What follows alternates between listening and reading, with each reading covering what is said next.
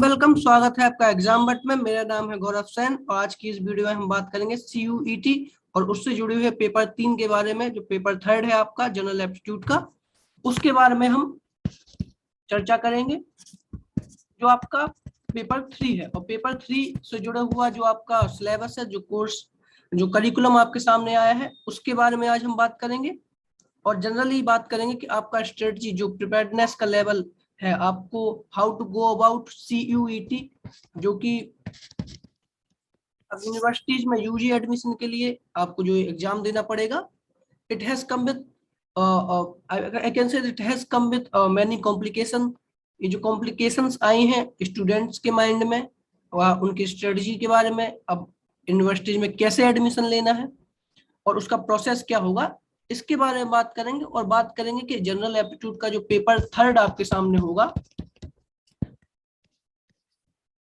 उसमें जो general studies का पार्ट आपके सामने है, आपको जो फेस करना पड़ेगा पेपर 3 में, उसके लिए कैसे प्रिपेयर करना है, उसका रिलेवेंसी क्या है, और उसमें जो जनरल स्टडीज का पार्ट आपके सामने होगा, उसका क्या इंपॉर्टेंस है आपके एग्जाम के पर्सपेक्टिव से। तो चलिए शुरू करते हैं आज की इस वीडियो में। और ज्यादा जानकारी के लिए आप हमारे चैनल को सब्सक्राइब कर सकते हो, हमारे टेलीग्राम चैनल से जुड़ सकते हैं, जहां पे आपको CUET से जुड़े हुए और भी चीजों के बारे में पता लगेगा। आपको उसकी स्ट्रेटजीज के बारे में, उनके नोट्स के बारे में, साथ ही साथ आपको CUET से जुड़े हुए अन्य जानकारियां भी आपको वहां पे मिल जाएंगी। तो जैसा कि हम सबको पता है कि CUET जैसे आया है, उसमें आपको 3 पेपर जो होंगे आपको फेस करने पड़ेंगे 3 सेक्शंस में। जो पहला सेक्शन है उसको दो पार्ट में डिवाइड करके रखा है। वो लैंग्वेज से जुड़े हुए पेपर है, paper 1A and paper 1A and 1B। ये दोनों लैंग्वेज से जुड़े हुए पेपर हैं।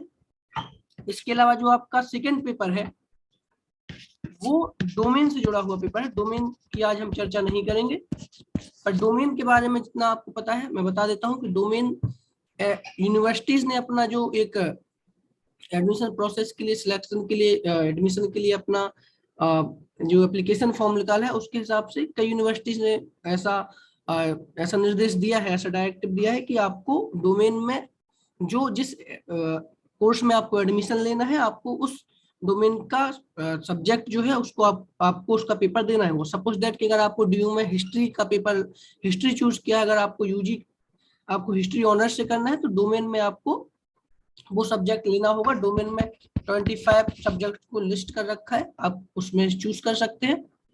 ये आपके ऑप्शनल के तरीके से आप उसको चूज कर सकते हैं, एज ए ऑप्शनल आपके सामने ये प्रेजेंट होगा। पर इसमें आपको ऑप्शन मिलेगा जो लैंग्वेजेस दे रखी हैं। पेपर 1A में आपके पास रीजनल लैंग्वेज है, 1B में आपके पास फॉरेन लैंग्वेजेस है। लेकिन एक जो पेपर जो ऑब्जेक्ट ऑप्शनल नहीं है, आपके सामने ये पेपर आपको करना ही पड़ेगा, जो है पेपर 3 जनरल एप्टीट्यूड। ये जो पेपर आपके सामने आया है, ये पेपर आपके सामने अब इस तरीके से नहीं है कि ऑप्शनल है, ये पेपर आपको देना ही पड़ेगा। ये सारी यूनिवर्सिटीज ने मैंडेटरी कर रखा है। अगर आपको किसी भी यूनिवर्सिटी, सेंट्रल यूनिवर्सिटीज में एडमिशन लेना है, चाहे वो DU हो, चाहे VHU हो, चाहे JNU हो या जामिया हो, कोई भी यूनिवर्सिटी ऐसी हो जिसमें अगर आपको UG में एडमिशन लेना है, CUET अगर आपको देना है, तो आपको ये पेपर देना ही पड़ेगा। इसलिए जरूरी है कि जनरल एप्टीट्यूड जो पेपर 3 है, उसके बारे में आपको पूरी जानकारी हो। उसका ईच पार्ट, जो भी जितने भी उसके एलिमेंट, जितने भी उसके पार्ट हैं, जितने भी उसके कोर्सेस हैं, जितने भी उसके सिलेबस है, आपको उसका पता होना चाहिए कि general aptitude, which courses constitute general aptitude paper. इस पेपर के लिए आपको कैसे प्रिपेयर करना है, क्योंकि इस पेपर को मोस्टली सभी जो लोग भी CUET के लिए प्रिपेयर कर रहे हैं वो सब देंगे। आपका जो सेक्शन 1A और सेक्शन 1B है वो ऑप्शनल है। हो सकता है कि उसमें आपको लैंग्वेज चूज करने का मौका मिलेगा, डोमेन में भी आपको लैंग्वेज चूज करने का मौका मिले, अपना डोमेन चूज करने का मौका मिलेगा। पर डोमेन 27 डोमेन्स हैं, जिसमें history, political science, geography, math, states, economics और भी सारे जो ह्यूमैनिटीज, सोशल साइंस और नेचुरल साइंस जुड़े हुए, केमिस्ट्री, फिजिक्स, मैथ, ऐसे जो सब्जेक्ट हैं आपको वहां पे चूज करने के लिए मिल जाएंगे। पर जनरल एप्टीट्यूड में ऐसा नहीं है।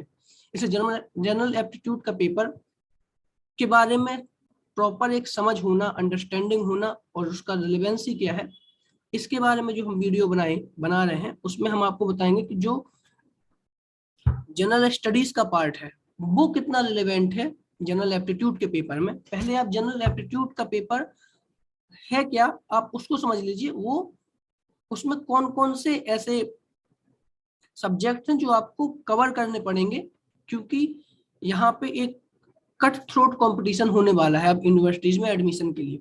जब से सीयूईटी आया है तब से ये एक डिलेमा है सबके सामने कि उसको कैसे क्रॉस किया जाए और यूनिवर्सिटीज का जो एडमिशन प्रोसेस है उसको कैसे चूज किया जाए। जैसे कि मैंने आपको बताता हूँ कि जो सीयूईटी है उसमें आपको एक ही पेपर देना है, यानी कि आपका जो पेपर है एग्जाम है वो एक ही लेवल पे होगा, यानी यूनिफॉर्मिटी है उसमें। लेकिन यहाँ पे एक जो चीज है कि आपको एग्जाम तो एक ही देना है जो आपसे एनटीए कंडक्ट करवाएगा, और ये सीबीटी एग्जाम होगा, यानी कंप्यूटर बेस्ड टेस्ट। आपको कंप्यूटर डिजिटली आपको कंप्यूटर की स्क्रीन पे आपको वो एग्जाम देना होगा। लेकिन यहाँ पे जो एक चीज है कि जो यूनिवर्सिटीज हैं, जो वेरियस यूनिवर्सिटीज हैं, उनका जो एडमिशन प्रोसेस है वो यूनिफॉर्म नहीं है। आप समझिए, ये एडमिशन जो प्रोसेस है वो यूनिफॉर्म नहीं है। मतलब जो ड्यू है, आप मान के चलिए ड्यू, बीएचयू, जेएनयू या जामिया, ये जो यूनिवर्सिटीज हैं, जैसे ड्यू का जो एडमिशन का प्रोसेस है उसकी एलिजिबिलिटी है वो बोलता है, वो ड्यू ने ऐसा निर्देश दिया है, ड्यू के अकॉर्डिंग, ड्यू का जो एप्लीकेशन फॉर्म आया उसके अकॉर्डिंग आपको डोमेन सब्जेक्ट फिल करना पड़ेगा, आपको डोमेन को क्रॉस करना पड़ेगा, उसमें अच्छी मार्क लाने पड़ेंगे, उसमें अच्छा स्कोर करना पड़ेगा with general aptitude and language के पेपर। बट अगर आप देखेंगे बीएचयू के, तो बीएचयू ने डोमेन के जैसी कोई शर्त आपके सामने नहीं रखी है। इसका मकसद आपको सिर्फ इतना बताना है कि even you have uniformity in an exam, but जो एडमिशन प्रोसेस के लिए जो एप्लीकेशन फॉर्म है या जो यूनिवर्सिटीज अपना एलिजिबिलिटी मांग रही हैं आपसे, जो एक्सपेक्ट कर रही हैं, उसमें यूनिफॉर्मिटी नहीं है। वो जो एलिजिबिलिटी है उनका, उसमें आपको अलग अलग क्राइटेरिया दिखेंगे। इसलिए आपके लिए जरूरी है कि जो, लेकिन ये बात है कि जो डीयू, बीएचयू, जेएनयू, जामिया और जो भी यूनिवर्सिटीज हैं सेंट्रल यूनिवर्सिटीज, उन सब में एडमिशन लेने के लिए आपके पास जनरल एप्टीट्यूड का पेपर रहेगा ही रहेगा। आप इसमें कोई भी गलती नहीं कर सकते, इसमें कोई रिस्क नहीं ले सकते, क्योंकि जनरल एप्टीट्यूड का पेपर हर एक यूनिवर्सिटी में आपको एडमिशन लेने के लिए मैंडेटरी है, नेसेसरी है आपके लिए कि आप उसमें अच्छा स्कोर करें। इसलिए जितने भी लोग सीयूईटी का फॉर्म फिल करेंगे वो सब लोग जनरल एप्टीट्यूड का एग्जाम देंगे ही देंगे। तो इसलिए मैं बोल रहा हूँ कि ये हो सकता है कि कट थ्रोट कंपटीशन हो, इसमें कट ऑफ काफी हाई हो सकती है, और आपके लिए जरूरी है कि जनरल एप्टीट्यूड के पेपर में कोई रिस्क ना लें और उसको अच्छी तरीके से समझ लें। आज की इस वीडियो को कंसर्न आपको ये बताना है कि जनरल एप्टीट्यूड के पेपर में कितने कोर्सेस हैं और उसमें जो जनरल स्टडीज के सब्जेक्ट है उसके लिए आप कैसे प्रिपरेशन करें, उसके लिए क्या तैयारी करें, और उससे आप क्या एक्सपेक्ट कर सकते हैं, डिफिकल्टी लेवल कितना होगा, और उस हिसाब से आप अपना जो स्ट्रेटजी है, अपना जो प्लानिंग है उसको कर सकते हैं। जनरल एप्टीट्यूड का पेपर, जैसा कि आप एनटीए ने या फिर यूजीसी ने जो भी गाइडलाइन दी है उसके हिसाब से पेपर 3 है उसमें आपके सामने होगा general studies. General studies generally general knowledge का पार्ट है। जनरल नॉलेज जो इंडिया में जनरल नॉलेज एक्चुअली, क्योंकि जो एनसीईआरटी उन्होंने गाइडलाइन जारी किया था कि एनसीईआरटी से ही सारा जनरल नॉलेज या जनरल एप्टीट्यूड या इवन सीयूईटी का जितना भी सिलेबस है वो आपको एनसीईआरटी की 12th की बुक से ही आएगा। जो जनरल स्टडीज में हम एक्सपेक्ट कर सकते हैं, इवन जनरल स्टडीज का जो पार्ट है उसमें आपको हिस्ट्री, पॉल साइंस,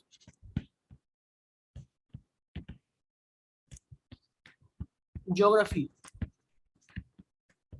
ये 3 मेनली कोर्सेस या 3 मेनली सब्जेक्ट्स हैं जिनको आपको देखना है, जिनको आपको कवर करना पड़ेगा केवल और केवल जनरल एप्टीट्यूड के पेपर के लिए। आपके पास डोमेन में भी ये तीनों सब्जेक्ट है। अगर आप डीयू जैसी यूनिवर्सिटीज में जाना चाहते हैं तो आपको डोमेन के लिए चूज करने पड़ेंगे, आपको सिलेक्ट करना पड़ेगा। अगर if you want to pursue political science honours तो आपको पॉलिटिकल साइंस का डोमेन में सब्जेक्ट चूज करना पड़ेगा। बट रादर देन डोमेन आपको जनरल एप्टीट्यूड पेपर 3 के लिए भी इतना नॉलेज चाहिए सफिशिएंट कि आप उसमें अच्छा स्कोर कर पाए। यहाँ इसके अलावा आपके सामने जनरल स्टडीज के साथ साथ आपके सामने इंग्लिश भी है। इंग्लिश के साथ आपके सामने मैथ, रीजनिंग, क्वांट और एक जो आपको सब्जेक्ट करंट अफेयर्स जो उन्होंने मेंशन कर रखा है।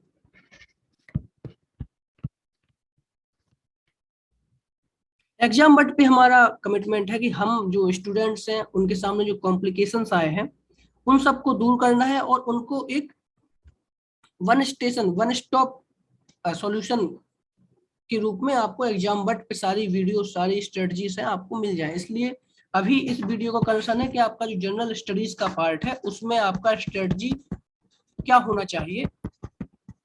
आप एग्जाम बट को फॉलो कर सकते हैं। आगे जो और भी वीडियोस आएंगी कि इंग्लिश के बारे में, मैथ, रीजनिंग, क्वांट या करंट अफेयर्स के बारे में, how to go about it, general aptitude के पेपर को कैसे प्रिपेयर करना है, इसके लिए आप एग्जाम बट जुड़ सकते हैं, उसको सब्सक्राइब कर सकते हैं और आगे वाले वीडियो को आप ध्यान दे सकते हैं। उन पे आपको पूरी जानकारी या पूरा इसका इंफॉर्मेशन आपको मिल जाएगी टाइम टू टाइम।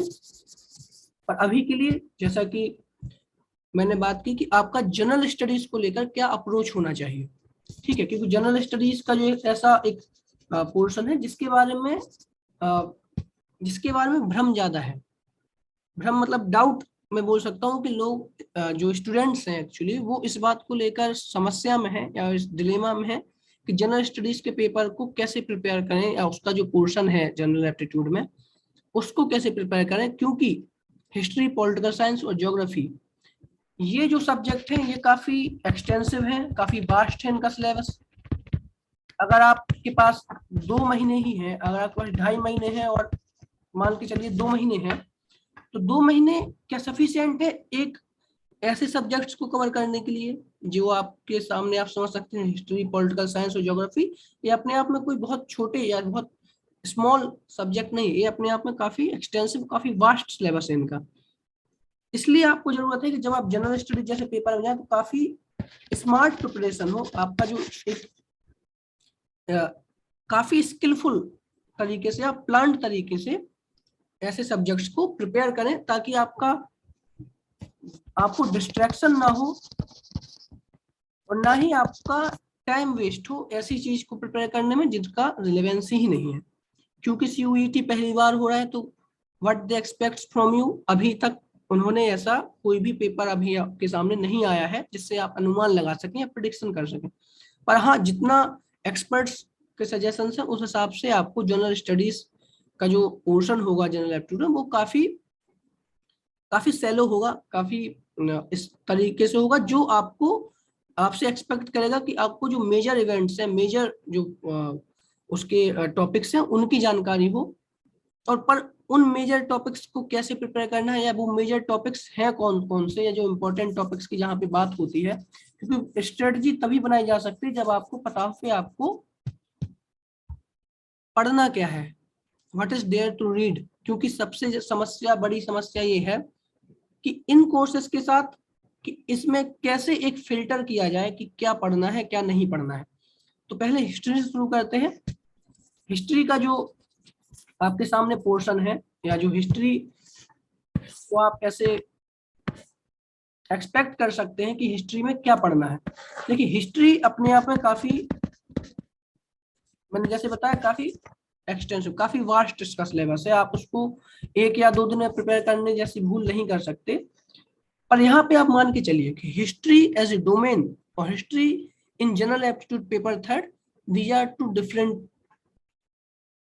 स्पीयर्स। आप समझ सकते हैं कि यहाँ पे अगर आप डोमेन की बात करें तो आपको पता है कि हिस्ट्री इंडिया, जो जनरली इंडियन हिस्ट्री है, आपको एंशियंट, मिडिवल, अगर आप डोमेन में प्रिपेयर करेंगे तो आपको एंशियंट, मिडाइवल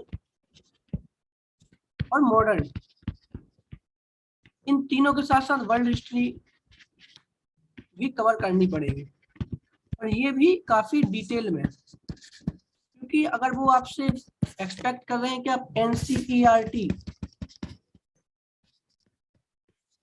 12th तक का पढ़ के आइए, अगर आपसे 12th तक से ही वो क्वेश्चन पूछ रहे हैं, तो एक मान के चलिए कि डोमेन में आपको काफी ज्यादा मेहनत करनी पड़ेगी। पर जब बात आती है आपके जनरल एप्टीट्यूड के पेपर की, तो आप इस बारे में ज्यादा टेंशन या ज्यादा चिंतित होने की जरूरत नहीं है, क्योंकि अगर आपसे वो हिस्ट्री के पोर्शन पूछेंगे तब भी आपसे वो कुछ कुछ मेन टॉपिक्स ऐसे जो है आपसे एक्सपेक्ट करेंगे कि आपको पता हो उनके बारे में।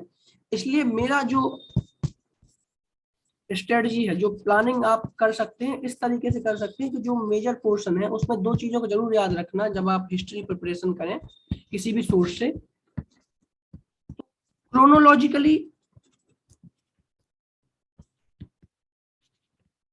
क्रोनोलॉजिकली आप हिस्ट्री के जो इवेंट हैं, इंडियन हिस्ट्री के इवेंट्स, उनको याद रखना। जैसे कि एंशियंट में अगर आप देखेंगे प्री हिस्ट्री, उसके बाद इंडस वैली सिविलाइजेशन, उसके बाद वैदिक पीरियड, उसके बाद महाजनपदास, बौद्ध,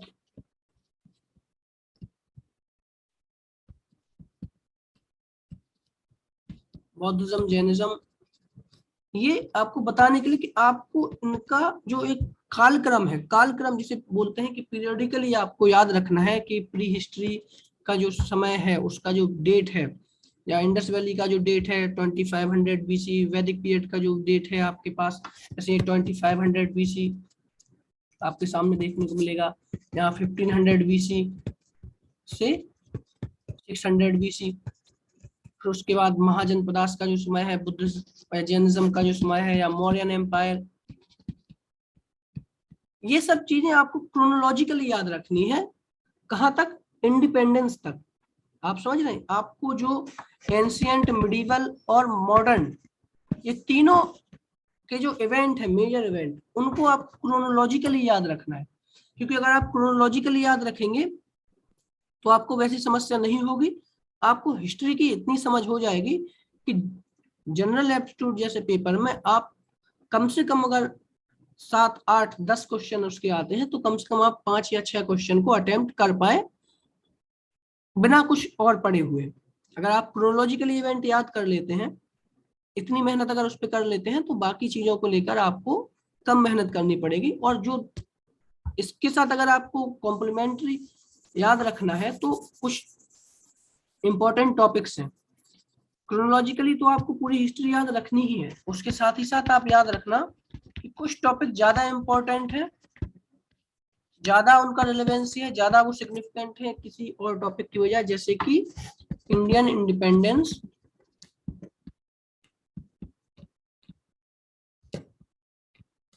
इंडियन इंडिपेंडेंस मूवमेंट,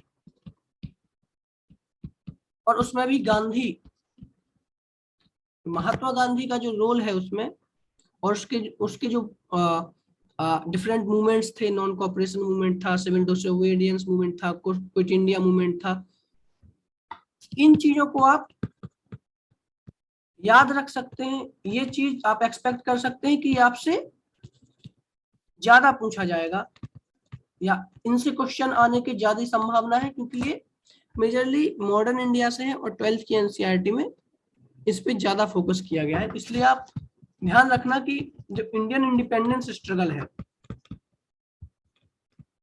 उसके साथ साथ जो गांधी जी का भूमिका है वहां पे, ऐसे टॉपिक्स पे आप ज्यादा अपना, अगर आपके पास टाइम नहीं है, आप चाहते हैं कि आप एक कम टाइम दे के ज्यादा स्कोर करना चाहते हैं, तो आपको ऐसे टॉपिक्स पे ज्यादा ध्यान देना है, ज्यादा टाइम नहीं लगेगा। उसके साथ ही साथ जैसे 1857 का जो रिवोल्ट है, आप उसको भी ध्यान दे सकते हैं क्योंकि ये एक मेजर इवेंट था इंडियन हिस्ट्री में। ठीक है, तो हिस्ट्री के लेवल पे अगर आपको प्रिपरेशन आपके पास अगर कम समय है तो याद रखना है क्रोनोलॉजिकली इवेंट्स को याद रखना, जो वहां पे वो पूछ सकते हैं आपसे। उसके अलावा जो इम्पोर्टेंट जो टॉपिक्स हैं आपसे, इंडियन इंडिपेंडेंस स्ट्रगल, उसमें भी Gandhi, non cooperation movement, disobedience movement, quit India movement.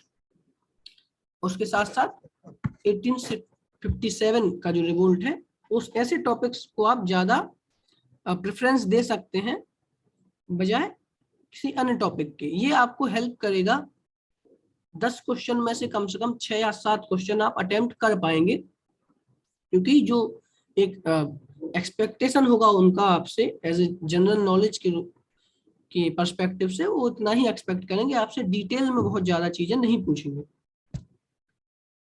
History के लेवल पे अभी के लिए इतना। अगर आपको कोई और क्वेरी हो, कोई और समस्या, तो आप कमेंट बॉक्स में लिख सकते हैं। बाकी हम बात करते हैं ज्योग्राफी के बारे में, क्योंकि ज्योग्राफी भी काफी हो सकता है उसको लेकर क्वेश्चन पूछे जाए। और ज्योग्राफी से जैसे कि जनरल नॉलेज का जो एक मेजर पोर्शन है वो ज्योग्राफी ही फॉर्म करता है, आप उसको डिस्कार्ड नहीं कर सकते, उसको डिस्काउंट नहीं कर सकते। इसलिए ज्योग्राफी के बारे में आपको क्या जानने की जरूरत है और क्या मेजर ऐसे टॉपिक्स हैं जो आपको वहां पे याद रखने चाहिए। ज्योग्राफी के साथ देखिए, ज्योग्राफी का पोर्शन काफी बड़ा है, उसमें जियोमॉर्फोलॉजी है, उसमें क्लाइमेटोलॉजी है, उसमें ओशिनोलॉजी है, एनवायरनमेंट है, इकोलॉजी है, जियोलॉजी। आपको ऐसे सब्जेक्ट पे याद रखना है कि ये सारे सब्जेक्ट आपसे डोमेन में पूछे जाने की प्रॉपर। जियोमॉर्फोलॉजी है, ठीक है, क्लाइमेटोलॉजी है, ओशिनोलॉजी है, इकोलॉजी है, एनवायरनमेंट। अब यहाँ पे समस्या ये है कि ऐसे टॉपिक, और भी इकोनॉमिक ज्योग्राफी है, ऐसे जो टॉपिक्स हैं ये आपसे जनरली वो डोमेन में पूछे जाने की ज्यादा संभावना है, क्योंकि डोमेन में आपसे वो चाहता है कि आपको डिटेल्ड एक नॉलेज हो। पर ज्योग्राफी जो एज ए जनरल एप्टीट्यूड या पेपर 3 में जो आने वाला एक पोर्शन है, उसको कैसे प्रिपेयर करें। तो याद रखना कि आपसे वो जनरल नॉलेज ही डिमांड कर रहे हैं, आपसे वो डिटेल में ज्योग्राफी की नॉलेज नहीं चाहते। वो आपसे उम्मीद कर रहे हैं कि आपके पास एक कम से कम एक मिनिमम नॉलेज जरूर हो, मिनिमम नॉलेज जरूर हो किसकी, इंडियन ज्योग्राफी की। इंडियन ज्योग्राफी वो आपसे उम्मीद करते हैं अगर आप 12th तक, अगर आपने 12th तक अपना स्टडीज को कैरी किया, अगर आप 12th तक एक ब्राइट स्टूडेंट रहे हैं, तो आपके पास इतना नॉलेज होगा ही होगा। तो इंडियन ज्योग्राफी के लेवल पे वो आपसे क्या पूछ सकते हैं, एक तो मैप। आपको पता होना चाहिए कि इंडिया का जो एक ज्योग्राफी है उसमें कौन शहर किस जगह पे है, कौन सी सिटी किस जगह पे है। और उससे भी ज्यादा मेन है कि आपको पास पता हो कि माउंटेन कौन कौन से हैं इंडिया में, प्लेन कौन कौन से हैं इंडिया में, प्लेटू कौन कौन से हैं इंडिया में। उसके अलावा जो ड्रेनेज सिस्टम है इंडिया का, ड्रेनेज सिस्टम यानी जो रिवर सिस्टम जो है, ये आपको आना चाहिए कि इंडिया के मैप पे आप इनको कहाँ रखेंगे। तो इंडिया के मैप आपको पहले तो पता होना चाहिए कि इंडिया का मैप आप इतना मेहनत करके आप चाहें तो इंडिया के मैप को याद कर सकते हैं, क्योंकि बहुत ज्यादा समस्या है नहीं। एक दो बार अगर आप उसको ऐसे कि कोई भी हो, माउंटेन्स के लेवल पे आप समझ सकते हैं कि ये जो एरिया होगा ये हिमालयास का एरिया है, ठीक है। और हिमालयास के साथ हिमालय की क्या कौन कौन सी लेयर्स है, ट्रांस हिमालय कहाँ है, ठीक है, ग्रेट हिमालय कहाँ है, ऐसी ऐसी चीजें, शिवालिक कहाँ है, ऐसी चीजें आपको याद होनी चाहिए, ताकि वहां पे जो आपसे पूछा जाएगा कि कौन सा माउंटेन कहाँ पे है, कौन सी रिवर कहाँ से निकलती है, कहाँ से वो, तो इस लेवल पे आपको ज्योग्राफी का नॉलेज होना चाहिए। आपसे पूछेंगे कि प्लेन, गंगाटेक प्लेन के बारे में आपसे पूछ सकते हैं, राजस्थान के प्लेन के बारे में आपसे पूछ सकते हैं। इसके साथ ही साथ आपसे पूछ सकते हैं कि ब्रह्मपुत्र का जो बेसिन है वो कहाँ पे है, या गंगा बेसिन कहाँ पे है, ऐसी ऐसी चीजें आपको वो पूछ सकते हैं। और इसको लेकर आप थोड़ा रेजुलेट रहिए, इसको लेकर आप थोड़ा ध्यान दीजिए कि इंडिया का जो मैप है आपको उसका नॉलेज प्रॉपरली होना चाहिए, ताकि वहां पे आप स्कोर ज्यादा देखिए। सीयूईटी के लेवल पे एक बात आप मान के चलिए कि अब जो एडमिशन होने वाला है उसमें कंपटीशन का एक जो लेवल है काफी ज्यादा है। डीयू हो, बीएचयू में पहले से एंट्रेंस होता था, पर डीयू जैसी यूनिवर्सिटी में एंट्रेंस नहीं होता था। इसके चलते क्या हुआ कि डीयू जहाँ पे कम से कम एडमिशन लेने वालों की संख्या 2 लाख के आसपास होती है, उसमें एस्पायरेंट काफी ज्यादा होंगे। इसके चलते सीयूईटी का जो जनरल कट ऑफ है वो ज्यादा हो सकता है। इसलिए आप पिछले साल प्रीवियस ईयर में ऐसी समस्या नहीं थी, लोग या जो जनरल एक कट ऑफ आपका 12th में आता था, आप वो उस हिसाब से मैनेज कर लेते थे किस में एडमिशन लेना है। अब इसके चलते लेकिन क्योंकि सीयूईटी आया है तो कट ऑफ ज्यादा होने की संभावना है, इसलिए आपके सामने अभी भी प्रॉपरली एक डिफाइंड स्ट्रक्चर नहीं है। आपके लिए अभी एक जो टास्क है, सबसे जो बड़ा जो टास्क आपके सामने अभी ये है, टू स्कोर मैक्सिमम। जितना आप स्कोर कर पाए उतना स्कोर करिए, ताकि आपके सामने कोई भी आपका जो एक अब डिस्क्वालीफाई ना हो किसी भी। अगर आपका मन बीएचयू में एडमिशन लेने का है, आपने बीएचयू में एडमिशन लेने की का एलिजिबिलिटी पूरा कर लिया, तो साथ साथ ये भी कोशिश कीजिए कि डीयू का भी क्राइटेरिया आप पूरा कर लें, क्योंकि हो सकता है कि आपका उस समय बीएचयू में एडमिशन लेने का मन ना करे, तो आपको डीयू से आप डिस्क्वालीफाई हो जाएंगे अगर आपने डोमेन का एग्जाम नहीं दिया। एज ए जनरल सीयूईटी का जो पैटर्न है, मैंने आपको बताया कि वहां पे एग्जाम तो आपके सामने एक है, लेकिन यूनिवर्सिटीज ने जो क्राइटेरिया के लिए वहां पे प्रोविजंस किए हैं वो अलग अलग किए हैं। इसलिए कोशिश कीजिए कि तीनों पेपर के लेवल पे, जो 3 पेपर होने वाले हैं, उसके लेवल पे आप ज्यादा से ज्यादा स्कोर कर पाए। इसलिए अपनी सीट को सिक्योर करें किसी भी यूनिवर्सिटी में, चाहे बीएचयू हो, चाहे डीयू हो, चाहे जामिया हो, चाहे जेएनयू हो, कि किसी भी यूनिवर्सिटी में आपकी सीट सुरक्षित रहे। आप अगर चाहें तो आप उसको आप अपने आप वहां से आप एक्सचेंज भी कर सकते हैं सीट। क्योंकि क्या हुआ कि पिछले समय क्या होता था कि अगर आपको किसी यूनिवर्सिटी में आपने एडमिशन लिया, आपको अब अगर मान लो 1-2 महीने बाद आपका किसी और अच्छी यूनिवर्सिटी में आपको एडमिशन मिलता है, तो वहां पे लोग जनरली शिफ्ट कर जाते थे। पर क्योंकि अब सीयूईटी का एलिजिबिलिटी है, उसकी बाध्यता है, तो अगर आपने बीएचयू में एडमिशन लिया या डीयू में एडमिशन लिया और किसी भी वजह से अगर आपका मन हुआ शिफ्ट करने का, कोई भी समस्या आ सकती है, तो अब आप सीयूईटी के चलते शिफ्ट नहीं कर पाएंगे। इसलिए ज्यादा बेहतर है कि जो एलिजिबिलिटी है, आपका जो एलिजिबिलिटी बनेगा उसके लेवल पे आप पूरी तरह से सिक्योर हो, उसकी तरफ से आपको समस्या ना हो, आप कोई भी एलिजिबिलिटी पूरा करने की पोजीशन में रहें किसी भी यूनिवर्सिटी का, तो ज्यादा बेहतर है। हालांकि डीयू, बीएचयू ये और जामिया, ये सारी central universities top most universities हैं इंडिया की, और यहाँ पे होने वाला कंपटीशन ज्यादा हो सकता है पिछले साल की तुलना में। तो ठीक है, तो इंडिया की ज्योग्राफी के लेवल पे आपसे वो एक्सपेक्ट करेंगे इतना नॉलेज आपको हो। इसके अलावा आप इंडियन ज्योग्राफी तो आपको ये करना ही पड़ेगा, ये आपके सामने बाध्यता है। इसके अलावा आप क्या कर सकते हैं, जो मेजर सिटीज हैं,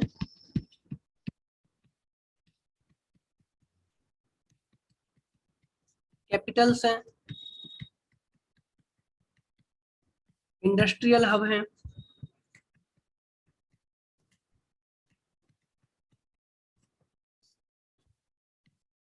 सेंसस को याद रखना। सेंसस 2011 का ही है अभी हमारे पास, पर याद रखना उसके लेवल पे कि सेंसस ने अभी तक क्या हमारे सामने है। ये ज्योग्राफी के लेवल पे आपसे पूछे जाने की उम्मीद है। उसके अलावा आपसे वर्ल्ड ज्योग्राफी से भी क्वेश्चन पूछे जा सकते हैं, जो कि बहुत मैं मान सकता हूँ काफी लाइट क्वेश्चन होंगे, ऐसा कोई डिफिकल्टी लेवल बहुत ज्यादा नहीं होगा, पर आपसे वो पूछ सकते हैं। जो कंटिनेंट्स हैं,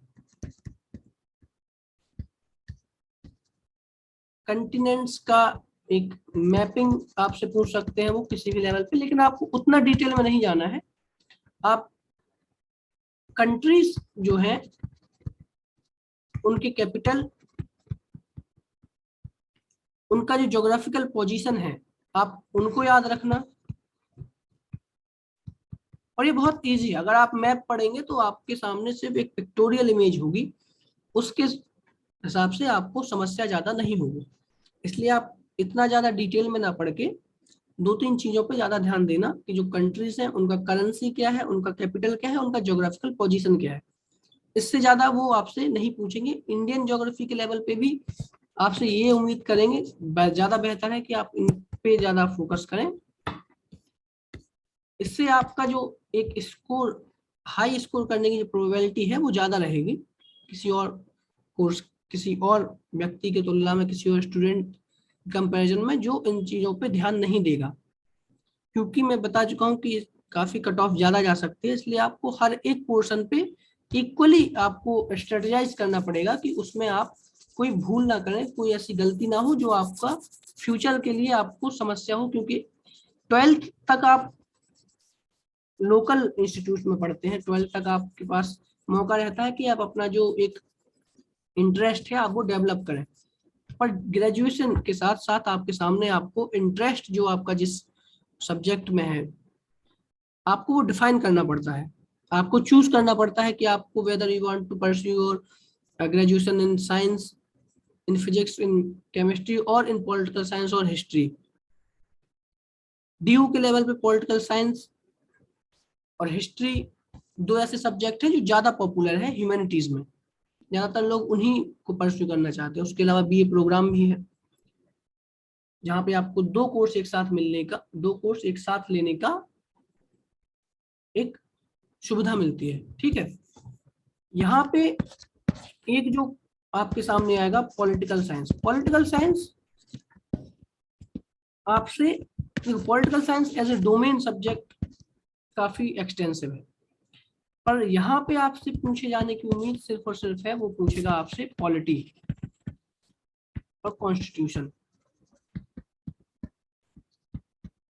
और वो भी बहुत ही मैं बोल सकता हूँ काफी सरफेस्ड क्वेश्चन होंगे, काफी हल्के क्वेश्चन होंगे, जिससे आपको ऐसा डिटेल में पढ़ने की जरूरत नहीं है। देखिए डोमेन के लेवल पे मैं फिर बता रहा हूँ कि डोमेन में वो आपसे पूछेगा western political thought, Indian political thought, IR, ये क्वेश्चन क्योंकि 12th तक ये फॉर्म हो जाता है, 12th की एनसीईआरटी में आपको ये सारी चीजें पढ़ाई जाती है। पर यहाँ आपसे वो सिर्फ और सिर्फ उम्मीद करेगा कि आपको इंडियन जो पॉलिटी है उसके बारे में समझ हो, मतलब लेजिस्लेटिव, एग्जीक्यूटिव और जुडिशरी, प्रेसिडेंट,